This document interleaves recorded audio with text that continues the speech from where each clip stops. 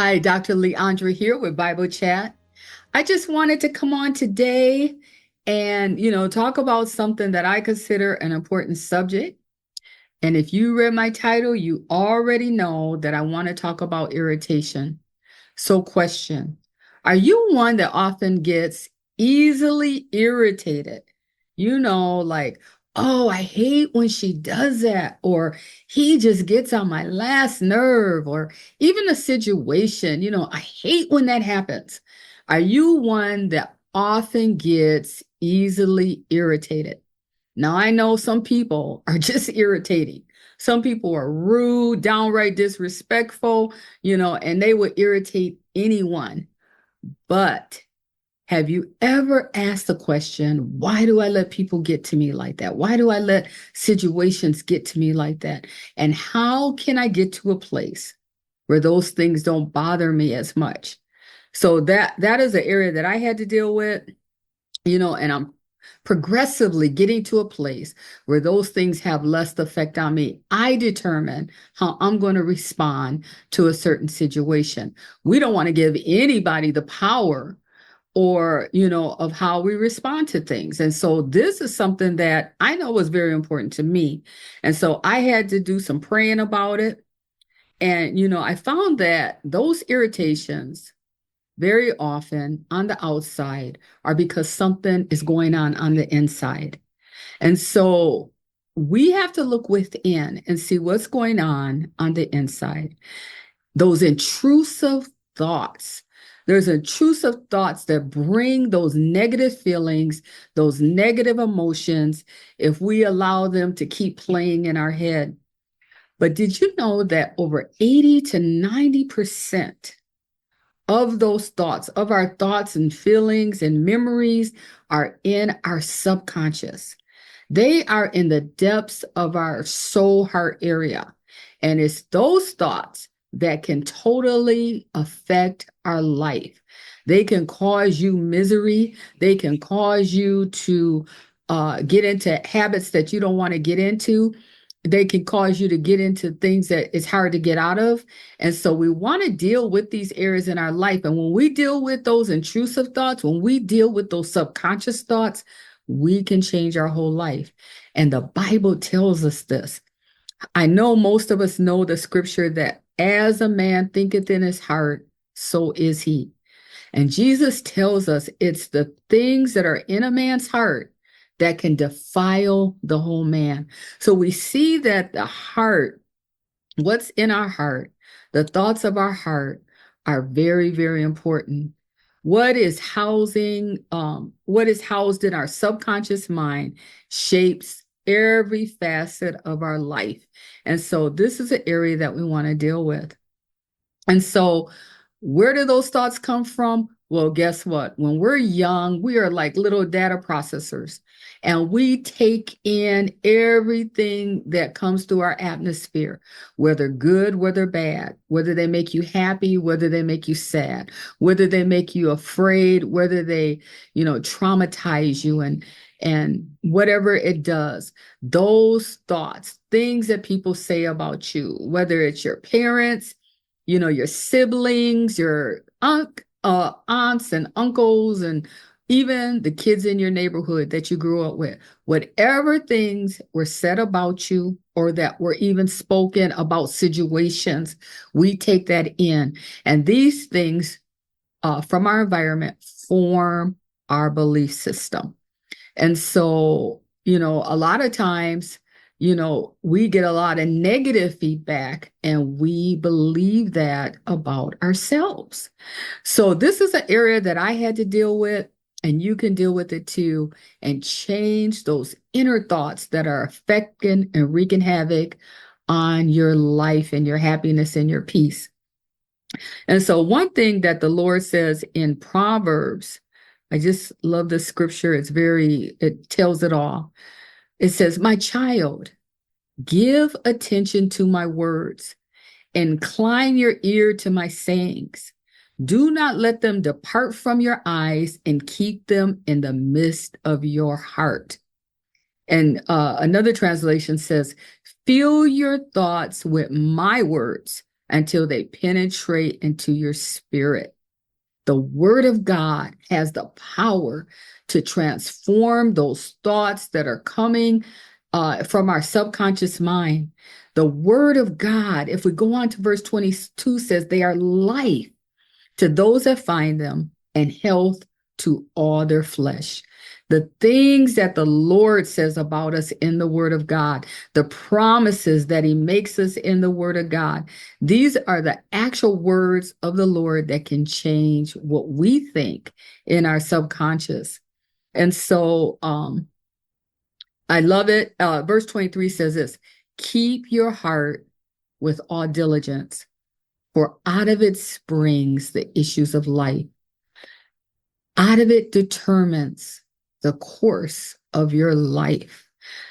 And so we see here that the what we think on the inside is very, very important in who we see ourselves as. And so, we want to change that. If there's any area in our life that is causing the negativity, we want to change that.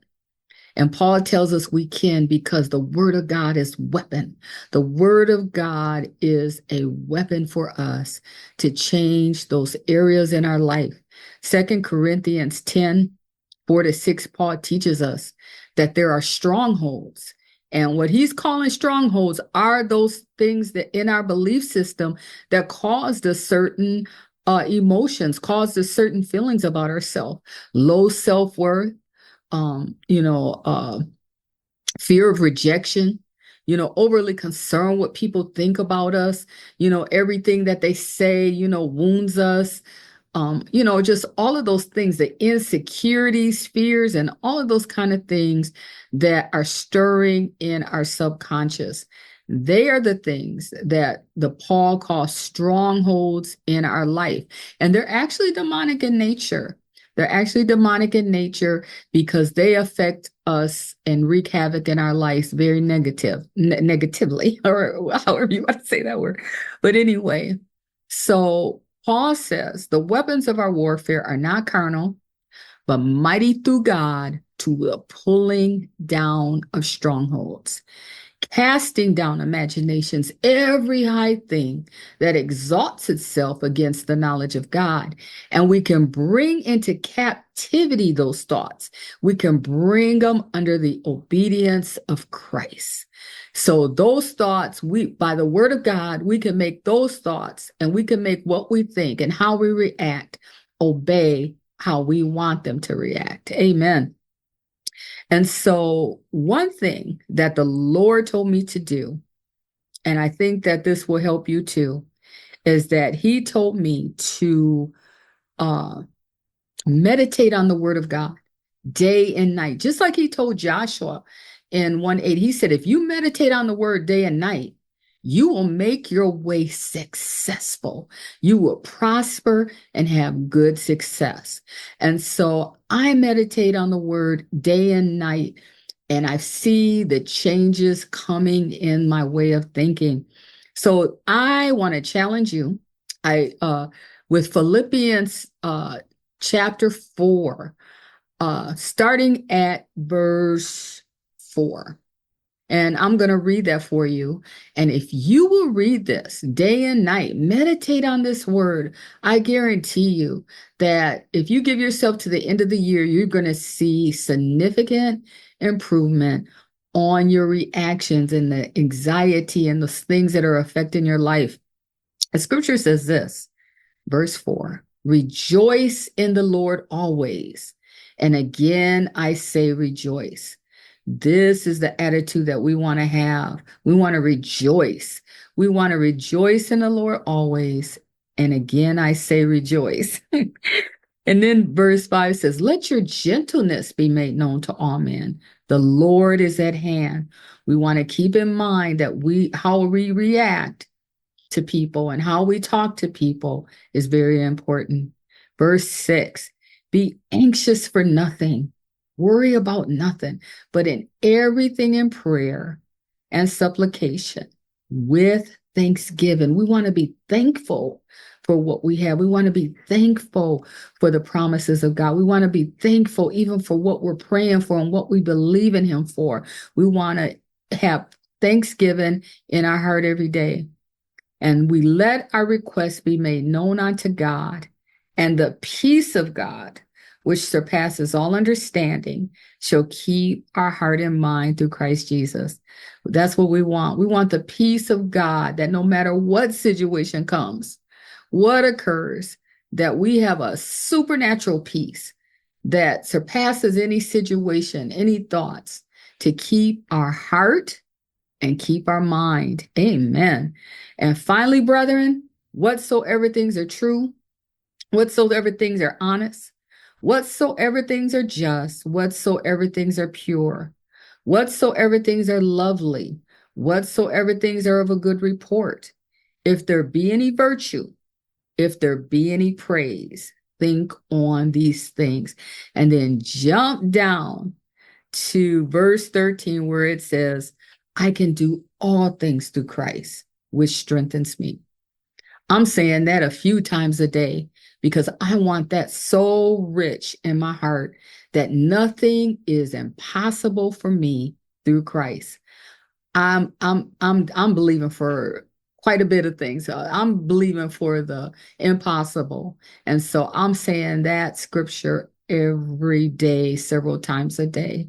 And I believe that if you will do that too, if you will meditate on his word, you may have a different scripture that works for you. But if you will meditate on that scripture, meditate on his word day and night, I believe you will see significant change in your life.